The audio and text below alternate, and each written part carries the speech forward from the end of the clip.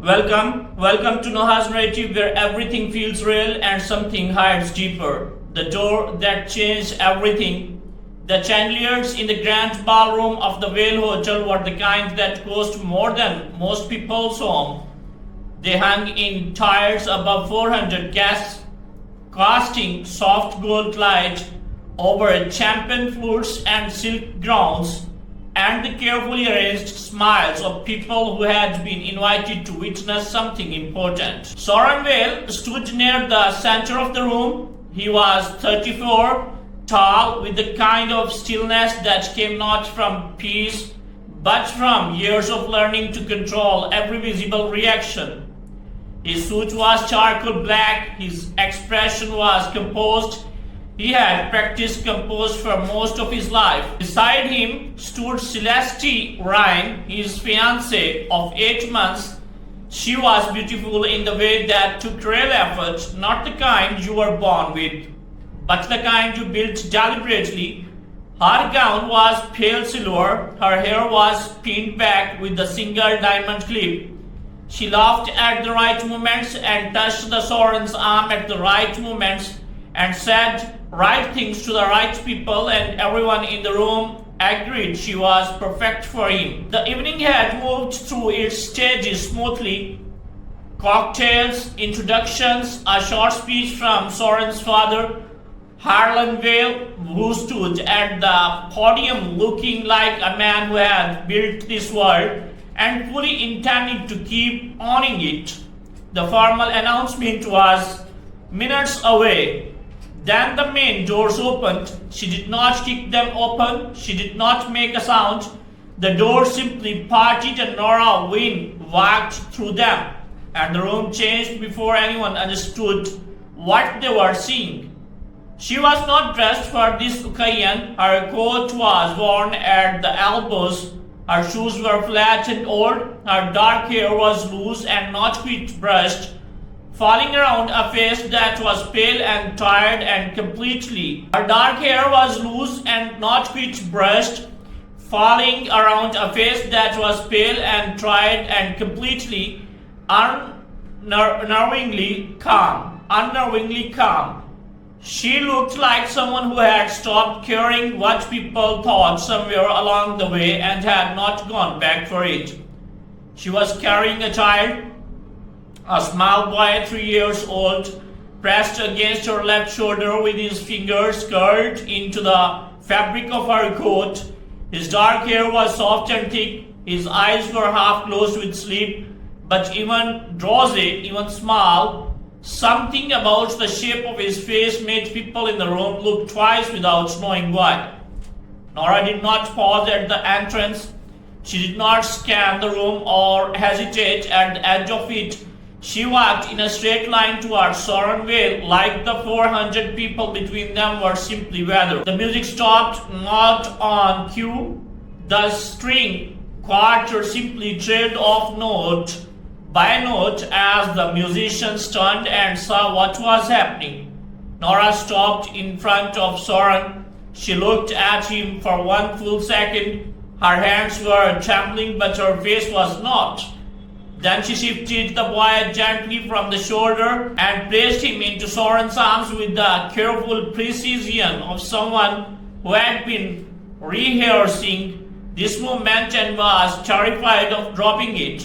Soren's arms closed around the child automatically. The boy opened his eyes. He looked up at the man holding him. He blinked once, then said in a voice that was small and certain and completely clear, in the absolute silence of the room, "Appa." No one moved, no one spoke. The word hung in the air like a bell that had just been struck. Soren stood holding a child he had never seen before, staring at a woman he had believed was gone from his life entirely. His face, always controlled, always composed, did something in that moment it had not done in years. It cracked open. "I didn't have another way," Nora said softly. "Is yours, Soren? I'm sorry it took me this long." Celeste moved first. She stepped forward from Soren's side, her silver gown catching the light, her smile gone entirely. She looked at the boy, she looked at the Nora, and then something passed across her face. Not just shock, but recognition, and beneath the recognition, something that looked very much like fear. Her voice dropped to just above nothing. "That's not possible," she said. Then lower, almost no sound at all, but the room was so quiet that the people nearest to them heard every word. "You were supposed to be dead." Nora looked at her. She did not answer.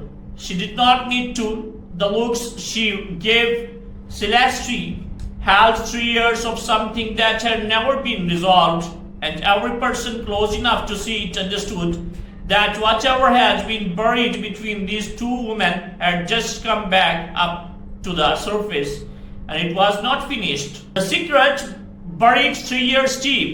The security team moved quickly but quickly, the way trained professionals do when they want to contain something without making it worse. 2 men in dark suits reached Nora within seconds. They touched her arms gently, firmly, and began guiding her toward the side exit. Nora did not fight them. She walked where they directed her, but her eyes stayed on Soren until the very last moment. Not pleading, not angry, just steady, the way someone looks when they have already accepted the cost of what they came to do. Soren watched her go. The boy in his arms had fallen back asleep against his shoulder, one small hand gripping the lapel of his jacket. His breathing was even and soft. He smelled like soap and something faintly sweet, and Soren stood there, holding him, completely unable to move. "Soren," Celeste's voice came from beside him, low and controlled. She had rebuilt her expression fast, too fast. "Put the child down. I'll have something. Take him somewhere comfortable while we deal with this." "Deal with this?" Soren repeated slowly. "She's unstable. Whatever story she told you, it's calculated. She wants something from you. Money, probably, or attention." She didn't tell me a story," Soren said. "She put a child in my arms. A child who called me Appa." He turned to look at Celeste directly. "And you told her she was supposed to be dead." Celeste heard his gaze. "I was shocked. I said something I didn't mean." "You said it like you mean it, Soren. I'm getting a DNA test." His voice was quick, but it had an edge to it that made the 2 remaining staff members near them take a small step back. "Tonight, if possible, tomorrow at the latest." Celeste's jaw tightened almost imperceptibly. "That's completely unnecessary. You're going to humiliate yourself over someone. Woman who showed up at your engagement party in worn-out coat carrying a child she claims is yours." "Yes," Soren said simply. "That's exactly what I'm going to do." He walked towards the side exit. Nora was sitting in a small service corridor 2 floors below the ballroom. When Soren found her, she was on a bench near the staff elevator, her coat folded in her lap, her hands still. The 2 security men stood at the distance watching, but not close. Soren sat down across from her on a folding chair someone had left against the wall. Leo was still in his arms, still sleeping. For a long moment, neither of them spoke. 3 years, Soren said finally. 3 years, Nora agreed. "You disappeared." His voice was careful, not accusing, just laying out the facts the way you do when you are trying to build something solid enough to stand on. "No messages, no call, nothing. I looked for you, Nora. I looked for months." Nora looked at her hands. "I know. And then I stopped looking because I was told." He paused. "I was told you had moved, that you had chosen to leave, that you had been given money to go, and you had taken it." Nora looked up at him. "Who told you that?" she said. Soren was quiet for a moment. "My father," he said. Something moved across Nora's face. Not surprise. That was the part that made Soren's chest tighten. She was not surprised. "Harlan came to see me," Nora said. Her voice was even and she spoke like someone recounting something they had gone over many times alone in the dark, trying to find the peace with it. It was 3 weeks after you and I. After that night, I didn't know yet about Leo. I don't know. I was pregnant. She paused. He told me you were engaged, that you had been with Salsty for over a year, that everything between us had been, his words was convenient. He said you needed someone suitable for the family and I was not that. He offered me money to disappear quickly and I told him no. Soren said nothing. His hand had moved without thinking to the back of Leo's head, resting there gently. 2 days later, Nora continued, I was in a car accident. The investigation said it was a fault with the road. A slippery section had drainage. She looked at Soren steadily. It was the only car on that road at 11 at night, and the driver who hit me from behind was never identified. The corridor was very quiet. I woke up in a hospital in a different city, Nora said.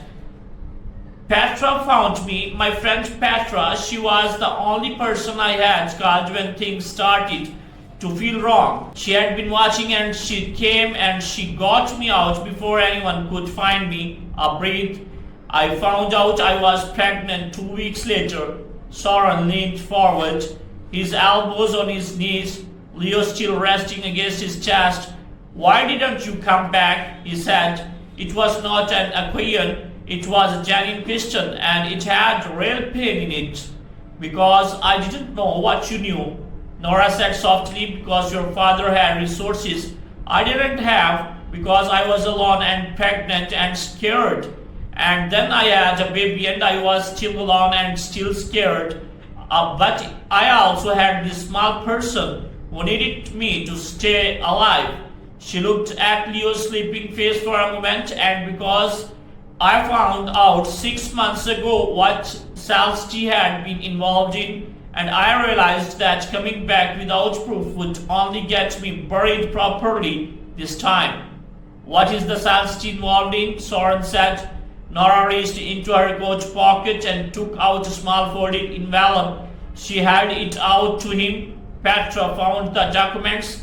She said it took her 2 years, but they are all there. Salsty and your father, the arrangement between them, and what they arranged to make sure I didn't come back.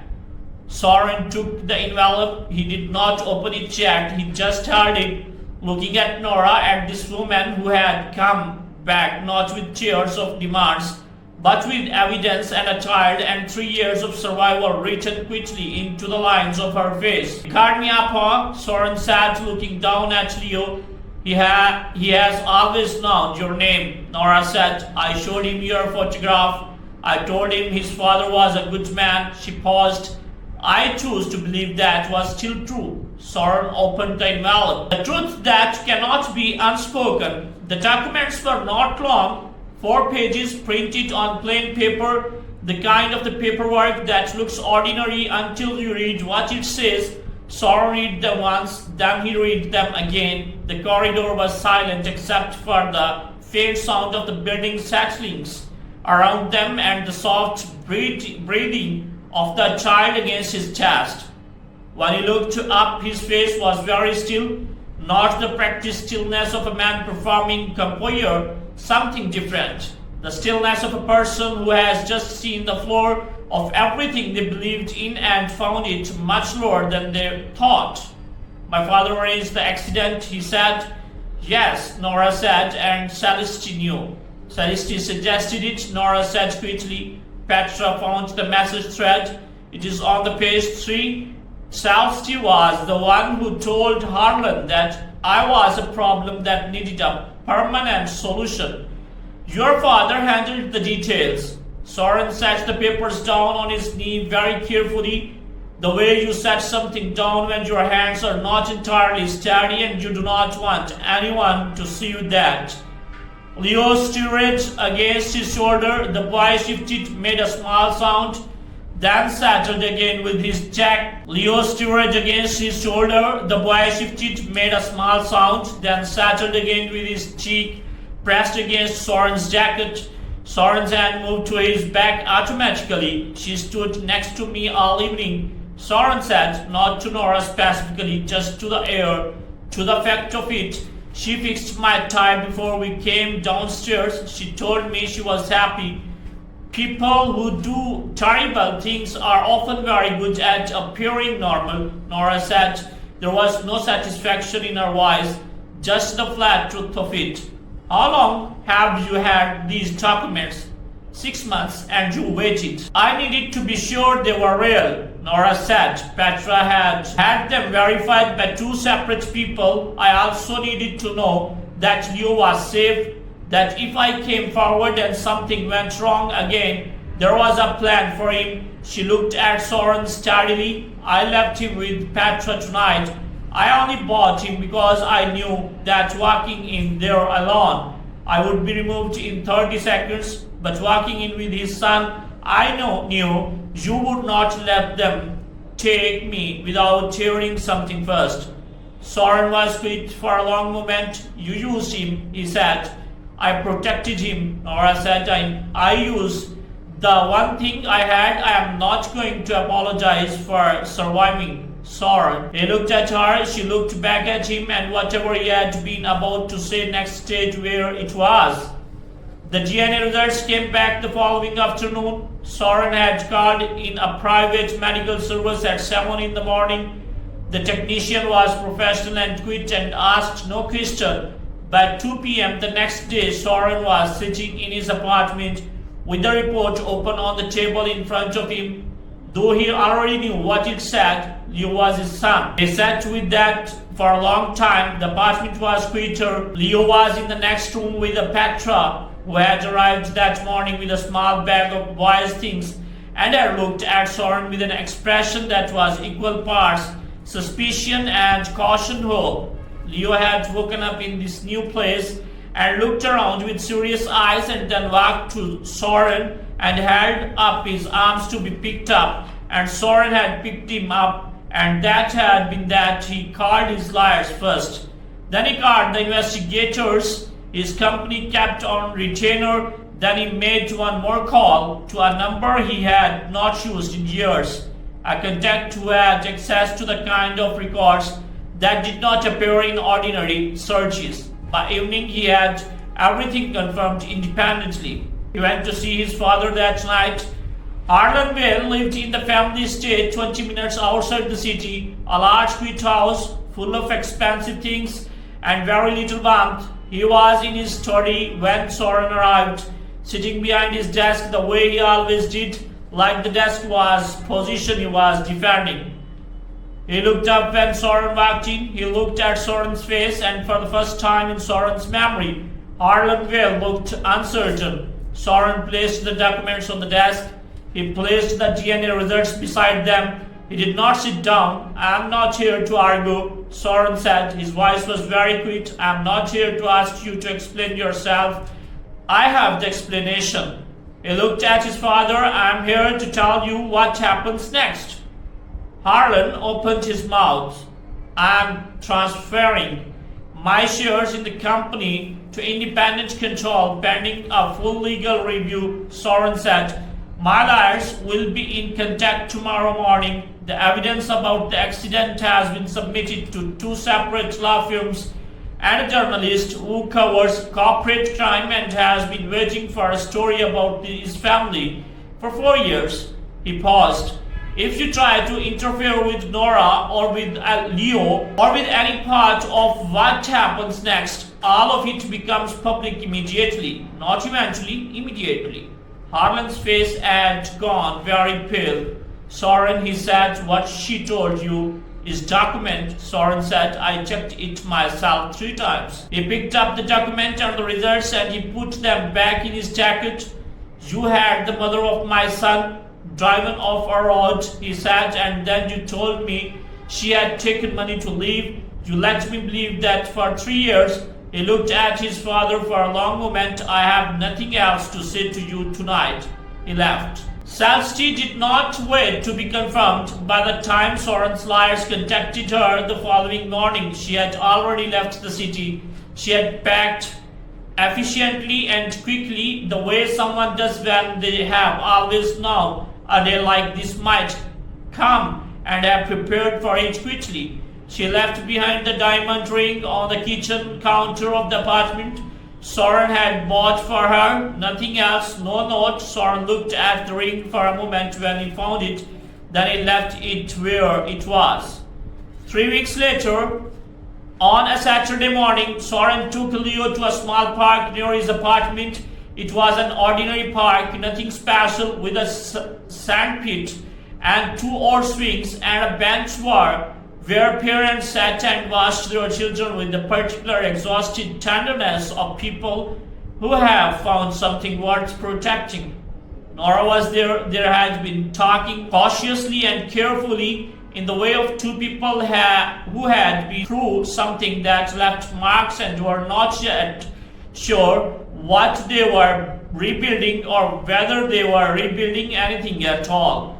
There was no rush, there was no dramatic moment of recognition. There was only a child who came between them, collecting stones and bringing them back with great seriousness, and 2 people sitting on a bench in the thin morning light, learning how to be in the same place again. He found a red one. Nora sat watching Leo crouch over something near the edge of the path. He has been collecting red ones specifically for 2 days. Soren said, I don't know why. I asked him and he said, red ones are the important ones. Nora smiled. It was a real smile, quiet and little tired, the kind that had earned its place. He gets that from you, she said. You always thought certain things were important without being able to explain why. Soren looked at her. Is that a good thing? I think so, she said. I decided a long time ago that it was. Leo came running back with the stone in each hand, both of them red, his face completely serious with the importance of his mission. He held them out to Soren. Soren took them with both hands carefully, the way you receive something that matters, important ones. He said. Yes, Leo said, fully satisfied, and ran back for more. Nora and Soren sat in the quieter morning together, not yet told, not yet sure, but present, and something that is where all real things began, not in grand ballrooms with chandeliers and practiced smiles, but on ordinary benches with a child running back and forth between 2 people who are slowly, carefully choosing to stay. Thank you.